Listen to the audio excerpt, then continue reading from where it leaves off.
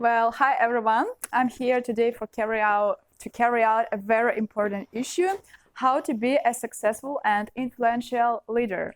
So unfortunately, I'm a little bit short of time. That's why I'll try my best to make a long story short. Well, so let's get it started. Have you ever thought about the issue how to be an important and successful leader? I think everybody has thought about it at least once in their lifetime. Well, as far as I know, the majority of you are students. Are you? Well, now think about your group and group mates and maybe some people of your surrounding. Do you have somebody in your surrounding that looks really outstanding, whose lifestyle you'd like to follow, or who you see as a role model? So that's it. The very important issue to be a good leader is to be a role model. That doesn't mean to be perfect, by the way. Unfortunately or luckily, nobody is perfect. By the way, do you think unfortunately or luckily? Well, thoughts differ, tastes differ. So the very important issue is to be charismatic, as I said. And the note, it doesn't mean to be perfect. It means just to be yourself would be very typical. I'd like to say that if you like taking photos just among some people, you should do it. Even if you're afraid, you should do it. Sometimes you have to beat your fears and go out of your comfort zone. By the way, let's get out to leaders' qualities and some traits. Well, the main point of being a leader is to interact with different people. You may not like somebody, you may not treat somebody, you may not trust somebody, but very important issue is just to value all the people, because all of us has inner world and own experience, and it's pretty good. So the next issue is to be outstanding. As I said, don't afraid to be unique. Don't afraid to go out of your comfort zone, as I used to do it a little minute before. Well, the third one is to be responsible. By the way, everybody needs to be responsible. I guess you know that. However, if you're a leader, if you're in charge of something, you have to be responsible not only for yourself, but just for others. That can be a little bit hard. Yes, that can cause a lot of hardships. Sometimes you can feel like pushed away of your comfort zone, of your just things that you are used to. However, if you want to be somebody great, you need to do that for sure. Well, hi. Well, I think I'm run out of time. I'm waiting for your feedbacks, notes.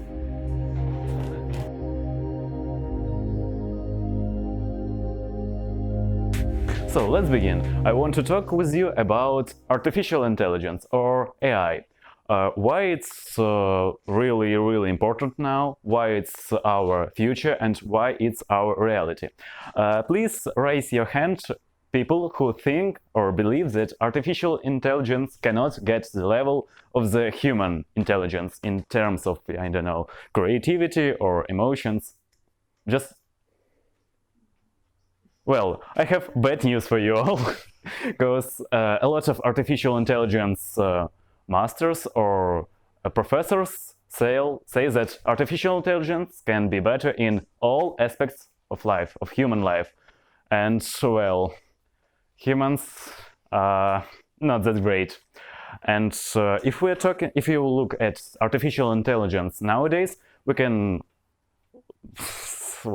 find that it's in everyday's life. So let's talk about our future. No, not our future, but our reality. Now, it's used in advertisement. So it's like 30 years later, it was nearly impossible to personalize advertisement. Why? First of all, this is lack of information about you. But fortunately, this problem is solved. Yeah. Phones have a lot of information about you all, about your activity, about your personality even. And second problem is to, well, take all this data and put from it something useful. and artificial intelligence doing it. And well, every advertisement nowadays by Google, Facebook, etc. Is personalized, for bad or good. Another thing is self-driving car. Imagine like situation when you live in not in city but around 30-40 kilometers. You just woke up early and you have to go to your job. You just take your phone, sit in your car and go to sleep, and your car just drive you to the job place. Isn't that great? Yes, it's great. And this is becoming our reality now. For example, there are Tesla driving, Tesla tests, and Tesla self-driving cars. Well, let's talk about something else, about, for example, games, video games. Raise your hands who do like games or playing it, you know, spend like for half an hour a day, something like that. Well, and who just like games? I really do like games. And you know, artificial intelligence are used in games. And this is future, because artificial intelligence can be tested in games. And it's pretty easy. There are some examples of games. For example, I don't remember it, but the main idea where there is some dragon and it's controlled by artificial intelligence. And you know, game is pretty like 7 out of 10, 6 out of 10 without this dragon. But with it, it came to 9 of 10. It's a great game, just to feel it. It feels really realistic. Well, let's talk about something positive, about weapons. And unfortunately, many countries are spending a lot of money in weaponizing artificial intelligence. I just think everybody of you watch these drones, just that fly and you know, make some cool stuff, like cool videos from high. And well, you can easily put here a gun and kill people. Yeah, that's it. Well, let's move on. And what about our robots that looks like human and acting like real human? For example, Sophia. I think you heard about this robot, and well, funny thing, she is a citizen of Saudi Arabia and she has more rights than women. That's pretty strange, but yeah, that's it. She is pretty stupid, but anyway, that's populistic thought. Well, let's came to conclusion. First of all, artificial intelligence is our reality now. Second of all, artificial intelligence controlling your life now. Well, I guess you get it. Third of all, artificial intelligence can be dangerous for human. Why? Because companies do not know how it works. It just works, really. And yeah, that's scary. So, I hope artificial intelligence don't kill us all. Yeah, that's it. Thank you for listening.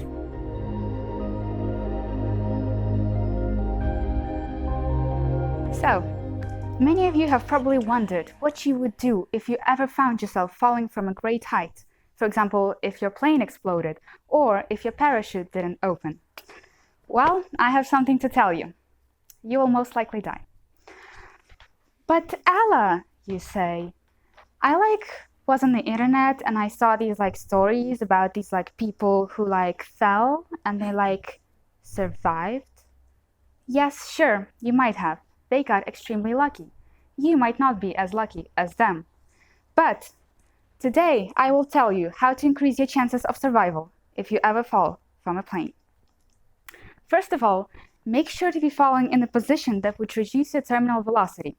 In this case, it is much better to be falling from a bigger height than it is from a lower height, for example, because if you fall from 1,500 feet, you will reach your terminal velocity right before you hit the ground, and you will splat. So, if you can, grab something falling with you. Anything at all. It could be a door from the plane or a seat or, I don't know, another passenger. This is actually great because if you fall onto another human, they will provide you with nice padding to survive. The fatter the person, the better. Just make sure they don't get the same idea, because otherwise you will be fighting in the air and none of you will survive. That's just stupid. And if you feel self-sacrificial for some reason and you decide to be noble, then small children are especially great at surviving heights. For example, under the age of 4, if you place such a child above you and make them fall onto you, they will live and will even run from the place to call someone. So, or you can follow another advice and just fly into the turbine to become sky smoothie. Essentially, you are looking for anything that will break your fall, that will slow you down before impact even a tiny bit. Fall onto a building for all I care. That's not ideal, but if you're falling from a plane, there is nothing better. What you gonna do? Not fall from a plane? Should have thought of that beforehand. Most people's guess on where to land safely is water. Well, everybody knows that it's basically concrete if you splat onto it. But what if I put my hands together and then I dive and then I go really deep and then I just swim onto the shore? Well, you will, if you just put your hands together, you will break your bones falling into water. So professional divers might survive this, but you, no. And if you think about diving feet first, then you will just... Have you ever been to a water park and slid really fast, and then when you landed, you had some water and underwear in your butt? Well, the same will happen here, except the water will shoot up your butt with such force that it will cause internal bleeding. So you will find yourself in a huge body of water with broken limbs, probably rendered unconscious, with blood inside of you. Will you be able to swim to the shore? I don't think so. So it's just what will kill you first, the internal bleeding or the drowning? No, it's drowning. So what is the best surface to land in such situations? Yeah, it's water, but frozen. Snow. Deep snow is the best landing pillow you could ever think of. It is most likely to be your best bet, and if there's a lot of it, usually if there's deep snow, there's a lot of it, it's much easier to aim at such a target. The next thing on the list is fields, forests, any kind of thick vegetation, for example, like a cornfield, that's great, or even power lines. You might get skewered, electrocuted, or, I don't know, just generally scratched really deeply, but you might survive. As you're falling, obviously try to land on your legs to protect your head. And it's very important to use the natural elasticity of your muscles and to relax them. Because if you just be very tense, they will snap. And, that's not good. Don't try to stop immediately. Don't try to fight it. Just roll with it. Literally, roll with it, because you'll be rolling on the ground. Remember, you are trying to slow down carefully, not to stop in an instant. If you ask me what I would personally do in this situation, well, I think I would aim head first onto concrete. So, chances of survival are minimal. Chances of dying are high as a kite or a plane. Make the best of it. Do flips on the way to the ground. Pee yourself. Call your ex. Who cares? You're about to die.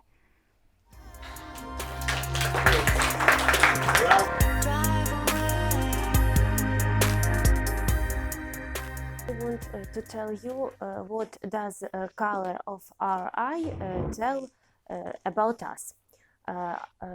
Our iris makes us so easy to read.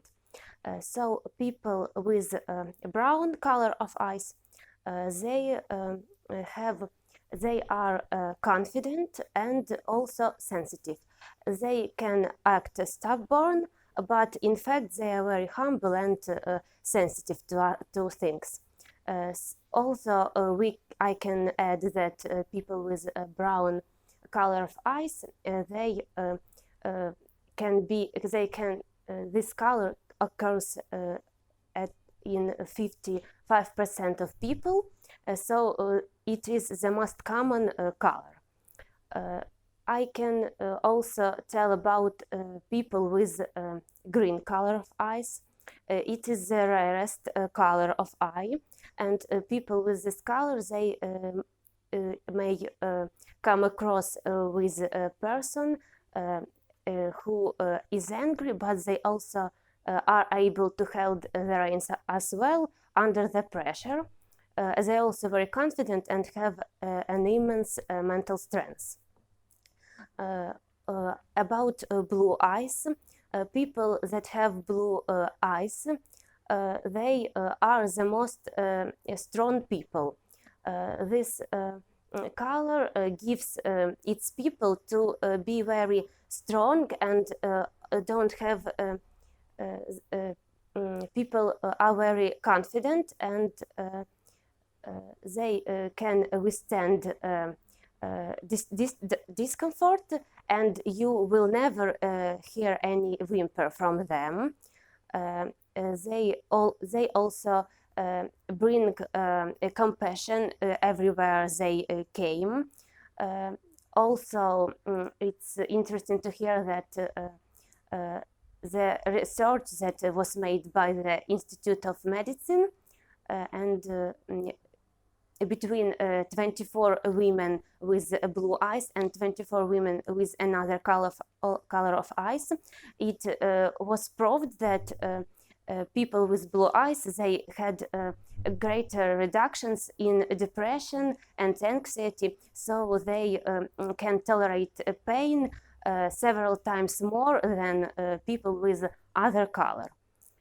People with a black color of eyes, they are leaders, and if you have a black color of eyes and it doesn't accurately describe you, you have to know that that's how other people see you. So these people are evolved as leaders. They always want to have the first place. They are less likely to have vices and addictions. Also, it is thought that they have less. They drink less than people with another color of eyes. Also, people with black color, they are very sensitive and should work with themselves to be more confident and find inner strength in themselves to be leaders, as they are seen from another people. And about hazel color of eye, people with this color, it is they are seen very rarely, but they are confident and but also sensitive, and also these people can they are very good friends and they are reliable. And about a gray color of eye, people with this color, they have a lot of difficulties because they always have problems with their inner conflict of emotions, and so they it's hard for them to make rational decisions. But we should understand that we all are individuals and we all have our weaknesses and strengths. So as it is great to receive gifts from the nature, we should live our life as we want, and don't worry, we all are good. Thank you.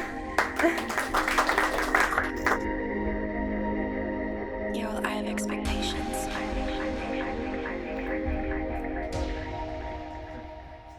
So my name is Vita, and the topic I've chosen is sleep deprivation and deficiency. Sleep deprivation is a condition that occurs if you don't sleep enough. The sleep deficiency is a broader concept. It occurs if you have the wrong time of the day when you sleep, or if you have a sleep disorder that prevents you from getting enough sleep, or if you just don't enough sleep. Sleeping is a basic human need, like eating or breathing. Like these other needs, is a vital part of the foundation for good health. Also, recommended amount of sleep for every aged people every person needs self amount of sleep. Children aged 6 to 12 years need just 9 hours a day to sleep, and when people aged 13 or 18 years, they need sleep only 10 hours a day, and also adults, of course, they need sleep just 7 or 8 hours a day. Some people nap as a way to deal with sleepiness, but it doesn't solve the problem. Naps, of course, it provides a short-term boost in alertness and in performance, but it doesn't provide all of the other benefits at nighttime sleep. Sleeping more on days off than on work days, it might be a sign that you don't get enough sleep. You can also, it helps you to feel better, but it doesn't help you because it can upset your body's sleep-wake rhythm. How sleepy you feel during the day can help you understand if you having symptoms of problem sleepiness. You might be sleep deficient if you often feel like you could doze off while you are sitting and reading or watching TV, or while you sitting and talking to someone, or while you sitting quietly after lunch, or while you sitting in traffic for a few minutes, even when people riding in a car for an hour without stopping. So it also causes problems with learning, focusing, and direction. You may have trouble making decisions, solving problems. Sleep deficient may feel children angry and impulsive. So to improve your sleep habits, you have to go to bed and wake up at the same time.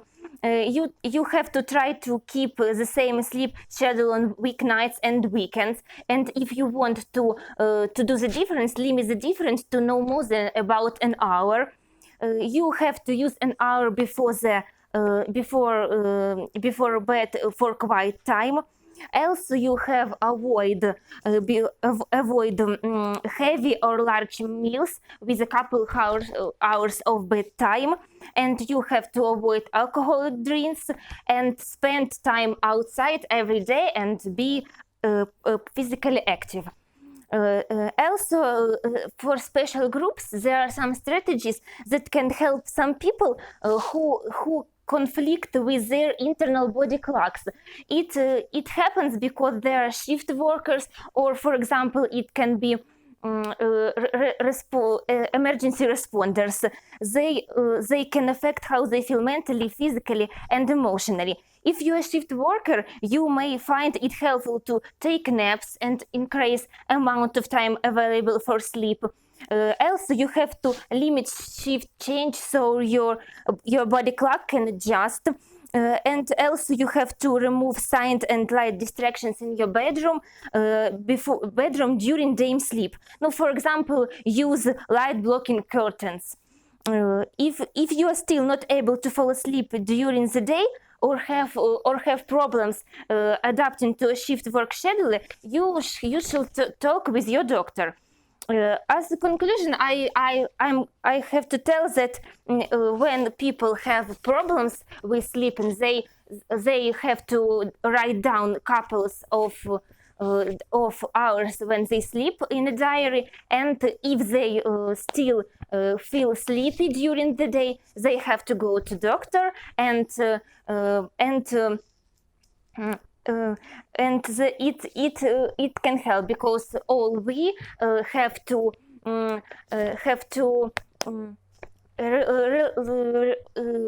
care about our health, so and be so that's all.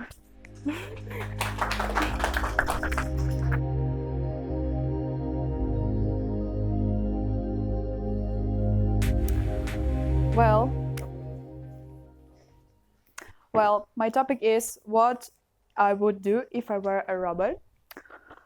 A rhetorical question. Well, I think if I were a robot, I would live forever, constantly. And by the way, I don't want to live forever because I will live in vain. You all know. But if I was a robot, if I were a robot, I would serve people for some aim. I will have no feelings. I'll have no choice because my destiny will be defined some steps forward. I think it will be the destiny of the whole my life, the work of all my life. Well, if I had a choice, or kind of if I believed in reincarnation, whether to be a robot or just to be somebody else after moving into another world, I will never choose this option because it won't be that exciting as it could be if I were, for instance, a worm or kind of that. So that's it. Feedback?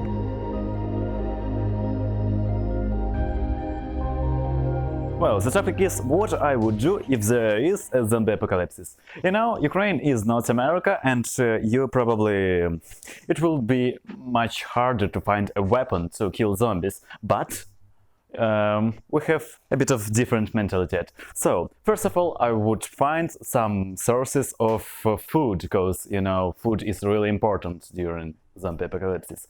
Second of all, well, I'll probably die, because, you know, it's zombie apocalypse. It's 90 or some like that percent of peoples would be dead.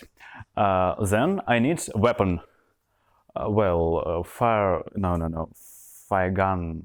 Gunpowder weapon is bad idea, because usually zombies shows as creatures that have a really good, herd ability, and I have to find some steel weapon. Well, that's it. Maybe I have to find some transport, like грузовичок or something, or a truck, and to feel really confident. And would go to some farms without people. Yeah, that's it. Thank you.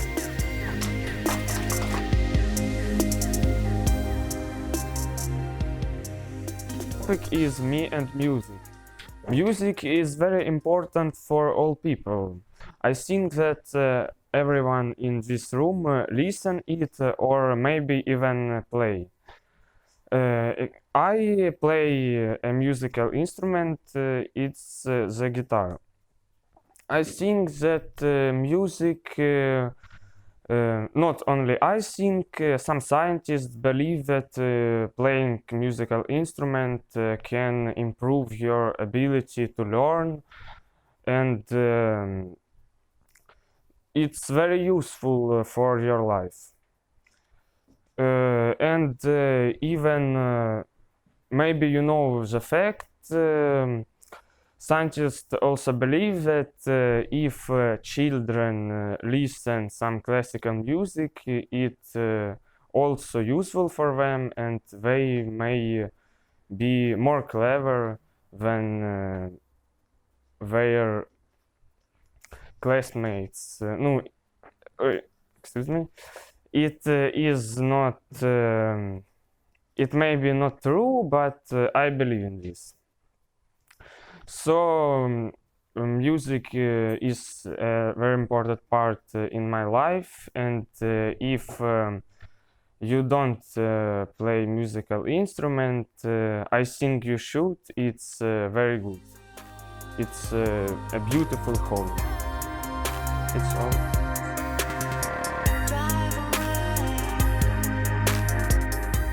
Well, the topic is hobbies, Actually, I had problem in school with that topic because what can I say about hobbies? It is or my personal experience or something so common that nobody can really be into it. And now I would like to show you some problems with hobbies. Some people do have them. The main two problems are that people have no motivation to have hobbies, some depressive states, or for example, when they can't make up their mind for doing anything, because a lot of people would like to write a book, for example, they can't just sit down and start. Why do we actually need hobbies? Some people can't live without them. Some people really can just do it because they like it, and that's all. That's really cool when somebody can just make what they want. I admire such people because, yes, cool. Some people have lack of time or energy or money for their hobbies, but or that two problems I have talked about.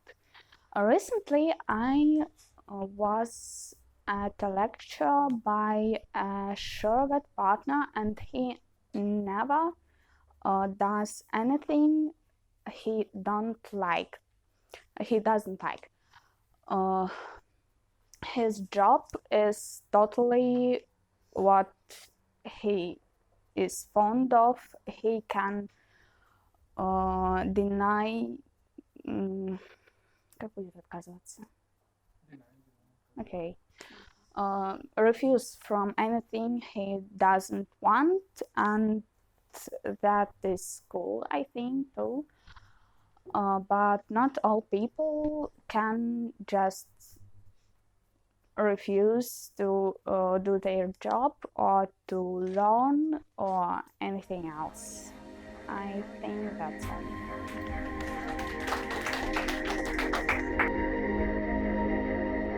I have expectations.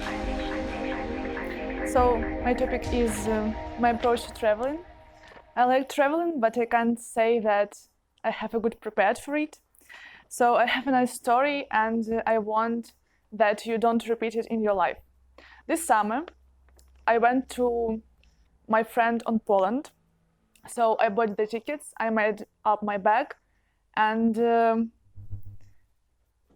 I don't think that border controls have rules. So the day X, I'm going for a bus to the border, and suddenly I thought, maybe they have a rules. I search in Google, and I understand the first, I don't have enough money. Second, I don't have a booking room. Third, I didn't have come back pass. Yeah, okay. So in the end, I have really good lucky or karma, because the man who sit on border control speaking on the phone, and they push stamp on my boarding pass and say go. Okay, but I really I really want to say that when you prepare for traveling abroad, please check in boarding pass control. Yeah, boarding. В общем, вы поняли. Yeah.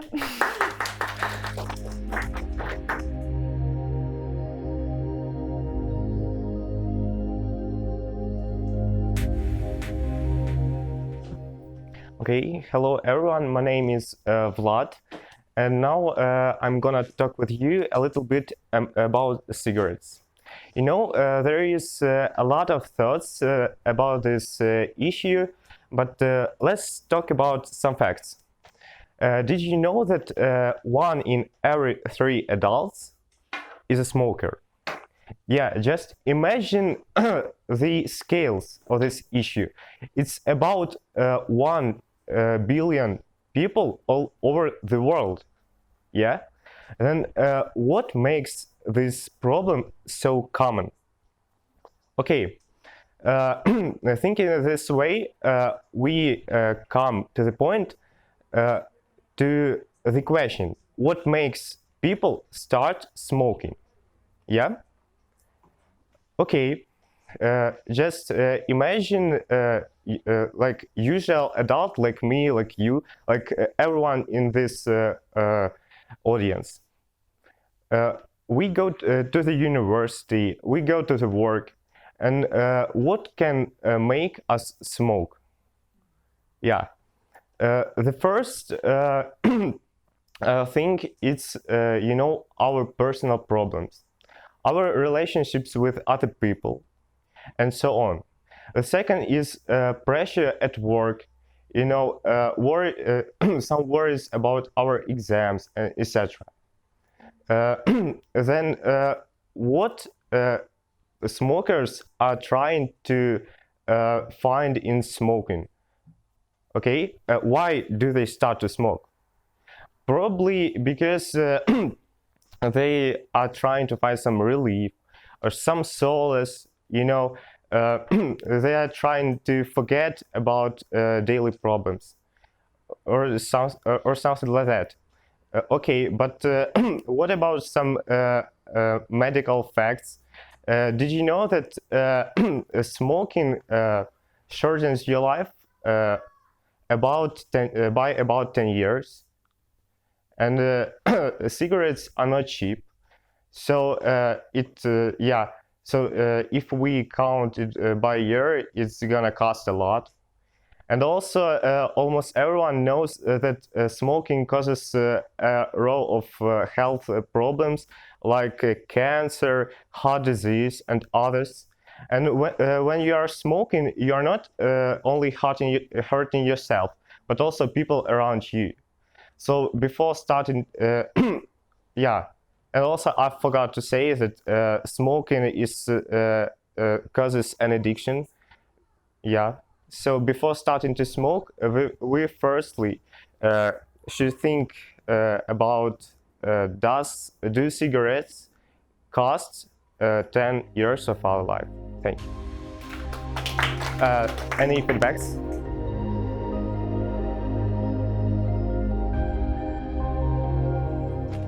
Hello everybody, and now I will tell you about a very important question: apple or pineapple? Each of us a little bit in their lives thought out about it, but it's not a very easy conclusion for more of us, so let's figure out together. First, apple is a very simple object. It's as you can understand from a name, it's a component of pineapple, because literally pineapple is translated apple in pine bark. But this name due to fact that pineapple is appeared in our lives more later than a simple apple. But second, pineapple. Most people consider pineapple more exotic. And on the other hand, if you choose, pineapple is just a complicated thing. But if you choose a simple apple, you can make with it more complicated things that pineapple were just. And now, in modern and fast world, we have a third conclusion. in 2016, one creative Japanese posted a video clip on YouTube. So he made a conclusion, third conclusion, that was no so banal that apple, pineapple is original. He said apple, pineapple, apple pen, and and this clip have got a very good feedback from the audience, including me. And so I think this alternative conclusion is more possible in nowadays. Thank you.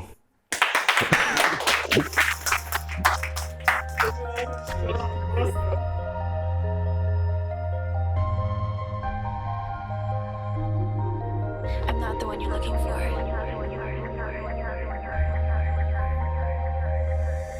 Drop. My topic is how I spent my summer. I never liked this topic, but today is really the best time to it because I can say with all confidence that it was the worst summer in all my life.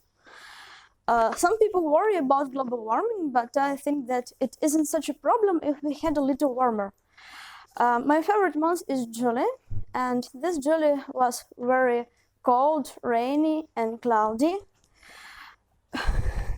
And I was depressed.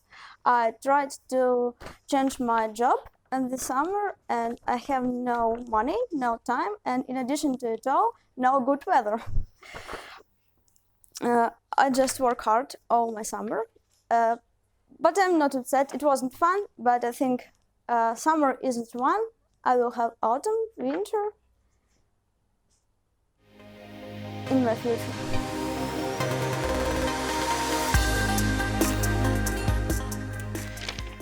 So, my topic is terribly abstract. I didn't know what to say about it at all. It's me and the work. So, what do you think? What comes to your mind when you hear me and the work? What, like your everyday work at work, your university work, anything? I don't think that would work for me. So, I'd like to tell you about my personal everyday work, which I face not every day, but quite often. It's connected with the things which I read and learn about every day. It's the things which happen all over the world every day on the basis of discrimination against all the kinds of stupid things like gender and different races and different sex identities and everything which is not a purpose for judging people and making discrimination against them. And ever since I've realized that I was a feminist, I was facing these problems every day, and it struck me more than like my personal problems with parents or some kinds of problems in university. And I feel like my personal everyday work is making those things easier to accept and not to react too strongly when I hear or learn about something like that. Yeah, thanks for a difficult topic. I don't know what to say. What else to say?